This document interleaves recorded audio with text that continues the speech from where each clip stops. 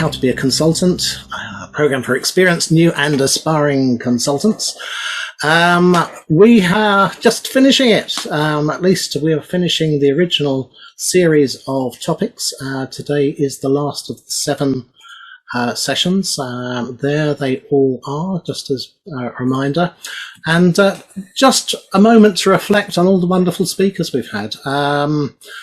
Lots of really great contributions from experienced consultants. The only ones you shouldn't have seen, if you've been following us properly, of course, are the ones on the right there, because that's today's speakers. We have Francis Buamah, who's talking about thought leadership and reputation.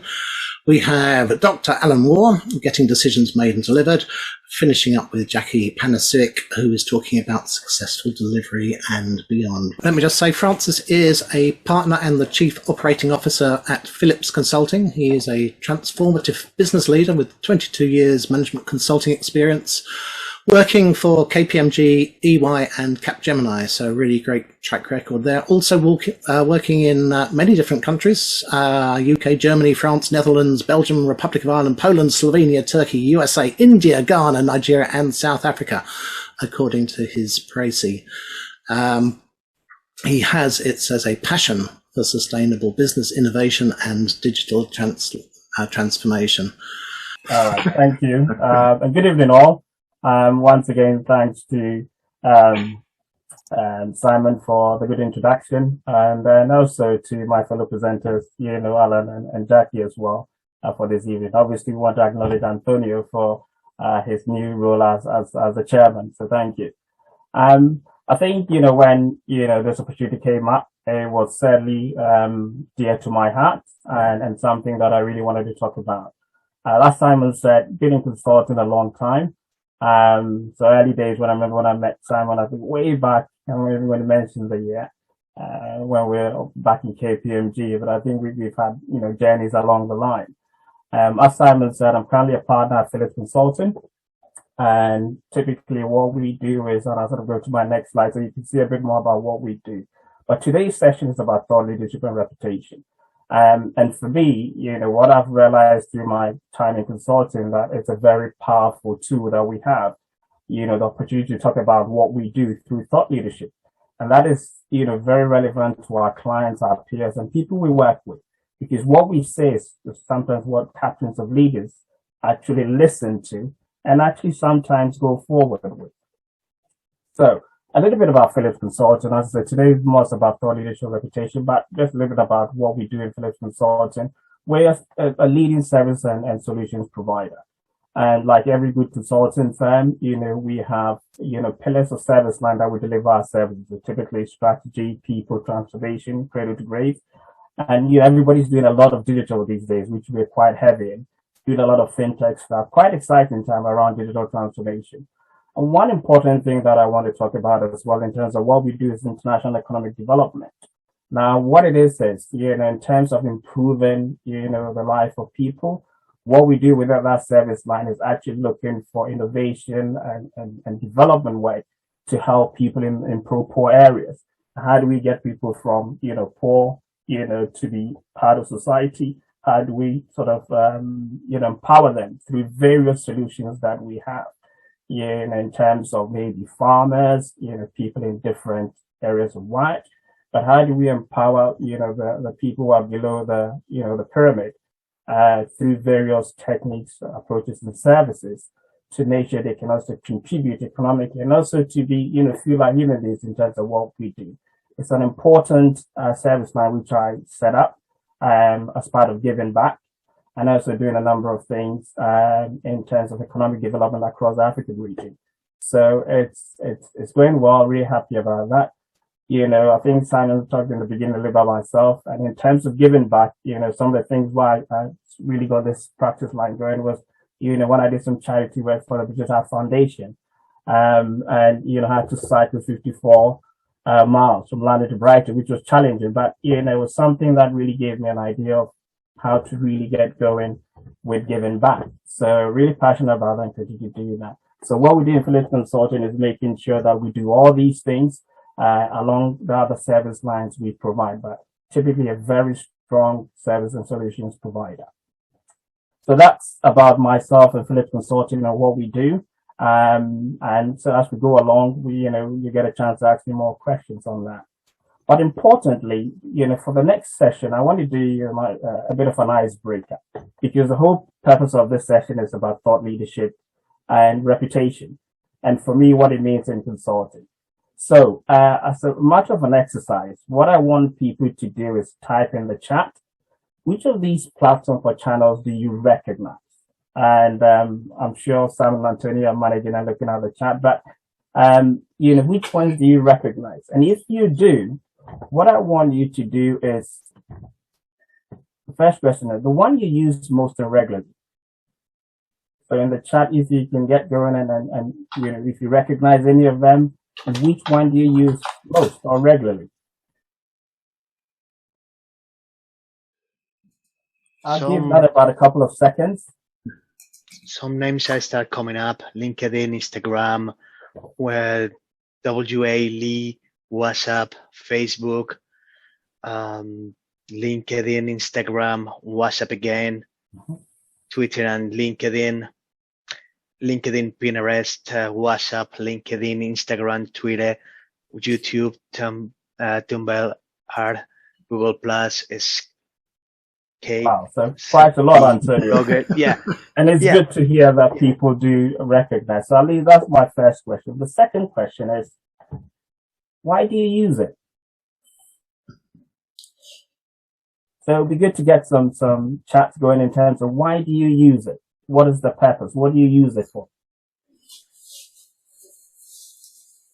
So we start seeing some comments now. Keep in touch, find what find out about others are up to. Keep in touch with friends, messaging, avoid travel, see photos and events.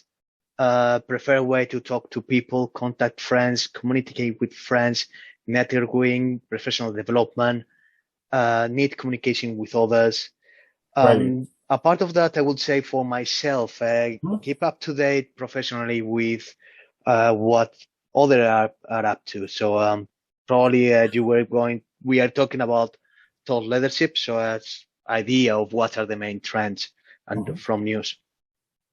Okay. So, so Anthony, is that a question? And I'll come to that if I heard you correctly. Okay. So the purpose of this exercise was to actually say we're actually used to publishing content, albeit communicating with our friends using WhatsApp, going on LinkedIn, putting a post, or probably reading some chats or, sending a Twitter. So we are used to these mediums. The reason I brought these are that these are all channels and mediums that we can use to get our thought leadership out.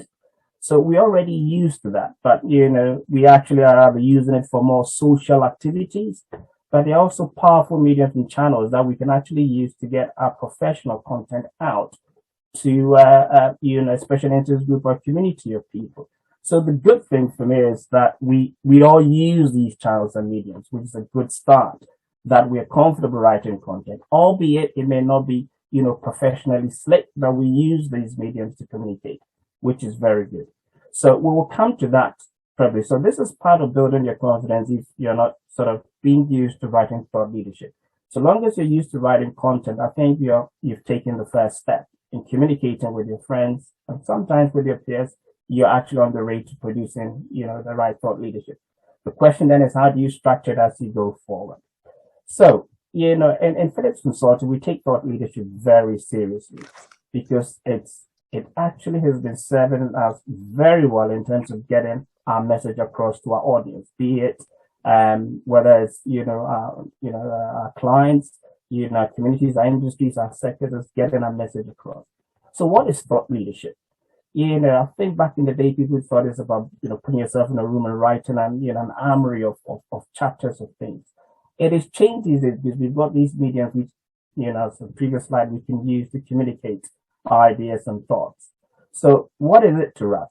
What we say it's a combination of things. It's articles, industry reports, case studies. It's rather surprising that we do a lot of client projects. And there's a lot of case studies that we know, but we actually don't value what it means from that experience. Market insights, tidbits and contents, podcasts, webinars, an example of videos. Now, in terms of reaching, having a multimedia approach to thought leadership, these are some of the channels that, we have available. And also the things that we translate as content as part of our thought leadership. Now, obviously, there's the structured way in terms of pulling thought leadership together. That is, going from, writing content to our social community to writing to our professional community. What we say within Peace and, in terms of, educating our consultants and getting them to be, leaders in what they do is, you've got to have a set content, especially if we're trying to communicate to an industry. And the whole purpose is the more we communicate to them, the more we become the partner of choice, because they clearly understand that we actually have ideas around their problems or their challenges. So what we say within our consulting space is, make sure we're producing professional content, that we set a context, understand the problem by defining it, support with evidence, provide solutions. Because by and large, clients are looking to buy solutions. So sometimes, it gets warmer because they see the challenge, and then you prefer a solution which actually says, right, you are probably the one to go to. So, from our point of view, what we define as thought leadership, and we produce several things through these channels. A lot of podcasts these days are the good thing because executives and, business leaders don't really have the time to read probably long text. They may dial into a podcast or go into a webinar like we're doing today and listen quickly and move on. So we define these as our building blocks when it comes to thought leadership. And that's our approach. So what is reputation? I've always said thought leadership actually helps to accelerate your reputation in consulting. I'm talking from a consulting point of view. And what does that mean? And I've created my own definition. When I take consultants through the mill, these are some of the things I said. It's actually the earned trust and credibility from your colleagues, clients, peers, communities for who you are, your values, thoughts, comments, contributions, and delivery. It is important because to build your reputation, you have to earn it. And what I've known through the years is thought leaders actually draws an audience to you. And actually people look forward to hearing from you. It's interesting, one of the clients that I worked for in the aviation industry, we used to produce this regular thought leadership articles on the aviation industry. And the interesting thing is, unbeknown to us, this CEO of this aviation company used to look forward to this periodic. And he actually said he used to read it to freshen his mind. It became evident when I actually tried to go and pitch some new work to this CEO and realized how powerful what we were doing and publishing meant something to a particular CEO in that industry. And that actually earned the reputation in terms of, my consulting service and my service are the people he needs to speak to when he had a business challenge. So it's earned. And how do you earn that? You earn that through, as I said in the beginning, some of our thoughts, what we write. So there's a difference between our social interaction and our professional interaction. And unbeknown, as an example I've given, is people that actually do listen to us, what we write and what we say. And we gain reputation by earning that. But thought leadership, I believe, is a very good vehicle to helping you achieve that. So I want to do another exercise as well in terms of, consulting, your consulting career. For those of you on this call who are actually in consulting or, starting in consulting, and please, put it in the chat. So I'm going to ask a question here. So in terms of your consulting career, be that you're starting in consulting, you're already in consulting. First question, what do you want to be famous for? And I'll give a couple of seconds. And Antonio, if you can help monitor the chat. Excellent and innovation. Excellent innovation, that's a good one. Don't be shy. Yeah, don't be shy. What do you want to be famous in terms of your consulting career? I mean, I don't want to make, open the scope and say in terms of personal life, but in terms of consulting career, it's interesting because it's leading to a point. Good quality work. Problem solver. Good problem solver. We have someone questioning, why do we want to be famous? Well, what do we assume that we want to be famous? That perhaps what we want is just to be effective. Well, that's a good point, and that leads nicely, and I'm glad that person asked that question, leads nicely to my second question. What do you want to be recognized for? So I think whoever raised that is probably psychic and was been reading my slides ahead of me, but please don't go to the next one, wait till I get there. So, and it certainly segues clearly into what you've just said, not necessarily being famous, but for it being effective. What you will recognize for being effective. And these are all important points. And the reason I say that, yes, we can be effective in terms of what we do, but we can also communicate that effectiveness through our thought leadership. Because that effectiveness sometimes is not in the rule book or is not in the textbook. I think through my career in consulting, the things that I've come up with, that was not in any rule book, but it became more of a leading way that I actually packaged and shared. So being effective, comes with a lot of connotations and things you do that are probably unique and special to you.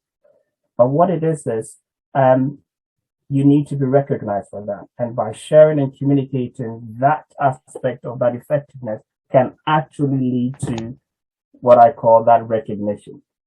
Okay, so thank you for that question. That was a good one.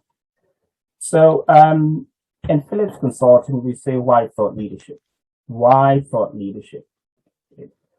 Over the years, what we've realized, clients actually buy beyond our product and service. Because when you go to the shop window, just about every consulting firm probably have the same services and products.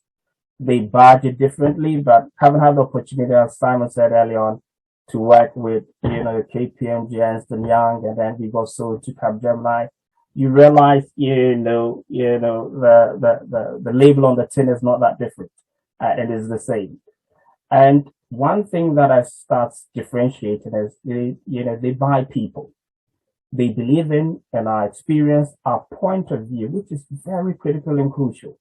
That clients actually buy our point of view. So thought leadership for us is very important in terms of branding yourself as an individual or as a company, in terms of even launching products. That we use thought leadership to actually start introducing a new product or service. It's a strong position when it comes to competition because what they read is front of mind. And that's what they remember. And the good thing is if you can sign off that you wrote it, guess what? You're the one they come looking for. So for us, it is part of your balance scorecard as a consultant. That it's important that we see you churning out thought leadership. And I'll come to the point of how do you build thought leadership later. But it's very important. And in this digital age, it's about pushing content out, but reliable and sensible content. So we'll come to that as well. And one important thing is the differentiation because, what you say is mostly front of mind in terms of, our clients and prospective buyers as well. So some of the questions are here, from people starting in consulting or people already in consulting. And some of this may be, familiar to you. I mean, you can take off the ones that are close to your heart. But, when you mention the word thought leadership, people go into a panic. I'm not a writer. I've never written before. I write project reports, and that's probably the depth of writing that I do. Thought leadership is actually not something in the stratosphere. It's actually what we do every day. So I hear things, in consulting. People say, I have limited experience in consulting. What do I write? My famous one is people say, I'm not senior enough. I haven't been in consulting long enough to know what to write. Or things such as, I'm in the technical space and we don't write content, we probably write code. And that's what I do. So what should I write and how can I write? And the reason I started beginning with, those social media channels is, do you write? You do write and you use various mediums. But what it is some of them you use on social aspects. So you are writing in one way or the other. And there's sometimes in probably your late evening, you probably, have a brain wave or a light bulb moment and you write something and you type it and send it to your community or friends. So the writing is already there. So it's not new to you. It's not new to you.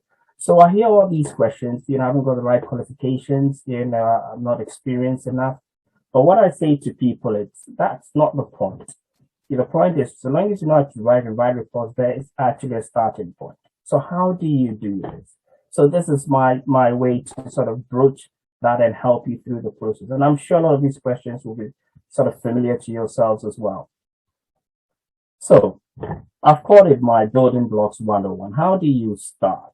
How do you start your thought leadership and growth? Because bear in mind, thought leadership actually helps your reputation in terms of the go-to person or the person people want to sort of contact. And what we do is right through analysts, through all the consulting grades, we encourage people to write and we publish it. And it's interesting, I was recruiting a potential candidate and he said one thing that appealed to him was he went on our website and he saw reports by analysts, which he read and it was very good. And I said, that is actually part of our balance scorecard. Encouraging people to write irrespective of your level within the business. Because what it is, and actually we as the leaders don't take the credit. We get whoever writes to take the credit, and that builds a reputation. So what is the building blocks 101? All I say is start small and grow it. So we do a lot of projects, a lot of lessons learned from projects. Nothing beats first-hand experience, because when you work on a client project, you actually know. And you can start translating that to a point of view. What we encourage our consultants after every project is to write a point of view and share it with a firm. Because a lot of lessons learned, are not necessarily common across all industries or clients or businesses. You can actually, make a difference. And this starts building up in terms of your narrative and content in relation to thought leadership. Project case studies. We work on clients, as the example I gave was aviation industry. We had done previous work with clients in the aviation industry. And what we did, we actually packaged the lessons learned and wrote a case study, which meant something to another CEO in the same industry. So you can use case studies to work in, irrespective whether you're working at the back end, front end, middle end. There's a lot of case studies, even if you're a technical consultant, that are things you do that actually, it's probably not common. These are actually your unique selling points that you can start writing about. And I bet you somebody will be interested in your point of view on that. And current affairs. Recently we've heard about, the supply chain challenges. I do have a deep experience in supply chain. And I've already thinking, what can I write? Because there's a combination of the HGV drivers, trucks, EU, a whole combination of things. So there's current affairs that we have a point of view. And remember, a point of view is neither right or wrong. You can actually stick to your point of view. And I'm sure people have strong points of view around a lot of issues going on around, England, the UK, Europe, and the rest of the world. That is also a building block. It's interesting how there's an audience there ready to listen to you. And also, you may have subject matter interests, areas that you're interested in, that you do have a deep vertical around that. You can write about that and share it. So thought leadership is not something that is, I call, complicated. We already have enough ammunition and content. It's how you channel and push it out. But you can build it, grow, and as your confidence grows, you can write more content. You don't have to be deep in consulting and 100 years of consulting experience to write anything credible. You do have it from the projects you do, that experience, from case studies, a point of view, and that's what constitutes thought leadership. The more you write, the more people get to hear about you. So in terms of my building blocks 101, there's also an important thing I want to share, which is I call my health warning. It's not just about the likes and hits, because we are not, celebrities where we are looking to churn information or content in social media and get 1,000 likes. It's about enhancing our reputation through the content we have.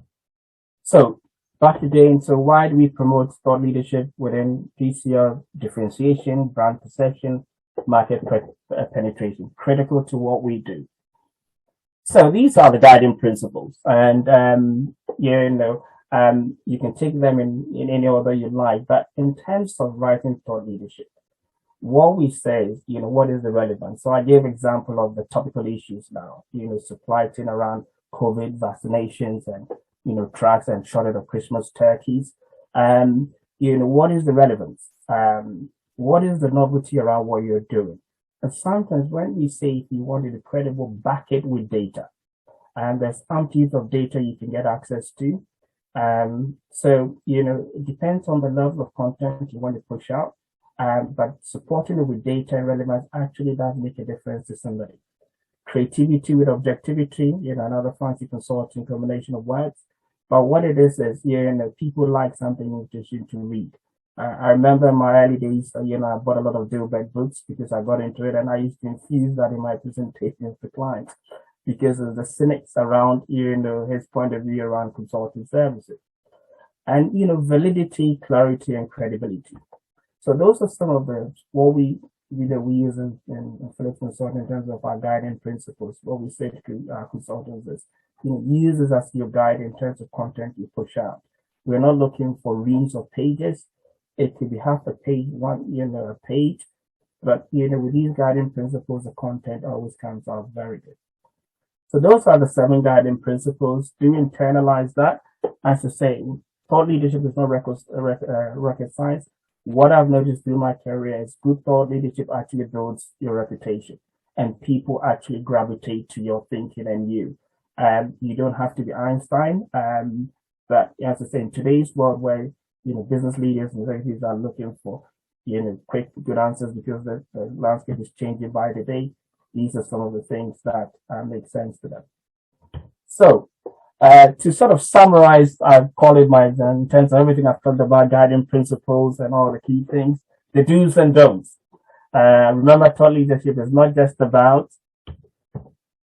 how to get famous on TikTok. I'm sure there are experts out there who can share those things with you. But thought leadership is not about being famous on TikTok. It's not about Ice Bucket Challenge. I mean, it was a good cause, and that was the purpose of that. There's a difference between doing things for a good cause and actually writing thought leadership that means something in terms of transforming society, environmental, social, and all that kind of good stuff. As I say, I did my landed to Bright and Bike Ride, so that's a different topic for another day. And it's not about how to get famous on Instagram. There are mediums and channels you can use for other things. But in terms of consulting services, our thought leadership is geared towards getting content that will help transform society across all the current challenges we're facing, whether it's environmental, social, governance, and all the good stuff. So at this point in time, I'll come to the end of my presentation. I'm happy to take questions, comments, contributions. Obviously, use the chat as your medium, and Antonio would happily read them out. But happy to take questions and contributions. As always, is a good thing. Thank you once again. Thank you, Francis. We're only a little bit late, so Francis did a good job there because it was me who took up all that time at the beginning. Yeah, if you have advice on a place online to write, so for example, a blog platform, community, place, etc., I can think a couple of them. For example, Okay. Stack Overchart or Reddit might be a good starting point. Medium, you might find things, but what are your views? Okay, so I mean, these are all sort of channels to communicate out. I think I'm not overly hang on any particular one, and I'm not sort of getting credit for recommending any of them. The most important bit is organizing your thoughts and what you want to communicate. There's several mediums these days, and you're getting 10 by the dozen these days that are coming through. There are different mediums that you can communicate through. But the most important thing, as I always say, is you have to be careful, garbage in, garbage out. That what is it that you're trying to communicate? That's why I went back to the 101. I think once you're clear with the content you want to communicate, you can always find any of those channels to push it right through. The last thing you want to do is write what you think will be your best war and peace, hopefully not a number of pages, and then you're not really getting the interaction you want. And remember, the health one I said, it's not about the likes, it's not about the hits. It's about the content you're pushing that will actually start making a difference somewhere. And that is the building blocks. And the more you have a special interest group or interest that you're pushing that content to, that community builds, and you become the go-to person. Remember at the beginning I said, what do you want to be famous for, or what do you want to be recognized for? So you have different mediums that you can communicate with. And sadly, not to have a spat on Twitter, as you said, there's a few words and you're in trouble already. So most important thing is, your special interest area. If you really want to change content, get it right. I'm not saying go and bury yourself and write a series of Harry Potters. What I'm saying is you think about the content you want to you communicate and actually try and serialize it. One thing, consultants figure, you don't have to write it in one day, you can serialize it. And actually draws attention because people look forward to, the next version. I mean, Netflix is doing it quite brilliantly with Squid. I hear the series are out and people are just following. You can actually serialize your content as well, your thought leadership, which means people look forward to the periodic release of that content as well, which allows you to write in chunks or bits and still have a captive audience. Yeah, I think there's quite a lot of different ways you could publish. And the bigger challenge really is how do you get people to read your wisdom? How do you build an audience? How do you actually attract that? I actually sat through the entire House of Commons committee meeting investigating the ex-employee of Facebook's comments about how they attract an audience. It was very strangely interesting, kept me up very late at night watching that. And unfortunately, the answer is, on social media at least, you need to be as rude, aggressive, angry, controversial as you can, because that's what makes people engage. I'm not sure I would recommend that approach, but that was the conclusion. And in terms of conclusions, we should move on. Thank you very much, Francis. Okay.